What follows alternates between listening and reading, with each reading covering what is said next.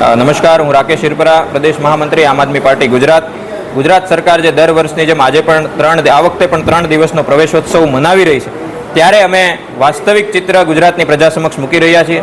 પ્રવેશોત્સવ મનાવી રહી છે, પણ છતાંય 1,39,00,000 બાળકોમાંથી આજે પણ 24 લાખ બાળકો શાળા સુધી, 33% બાળકો શાળા સુધી પહોંચી નથી રહ્યા. 15% બાળકો એવા છે કે જે પહેલા ધોરણમાં તો પ્રવેશ મેળવે છે, પણ 12મા ધોરણ સુધી પહોંચી શકતા નથી. દર વર્ષે લગભગ 1 લાખ, 1.25 લાખ જેટલા બાળકો છે પોતાનો પ્રવેશ છે એ સરકારી શાળામાં પ્રવેશના આંકડાઓ ઘટતા જાય છે. શાળામાં 19,000થી વધુ શિક્ષકોની અછત છે, 20,000થી વધુ વર્ગખંડોની અછત છે, 7,000થી વધુ શાળાઓ પાસે પીવાના પાણીની સુવિધાઓ નથી, 5,000થી વધુ શાળાઓ પાસે પોતાના રમતગમતના મેદાનો નથી.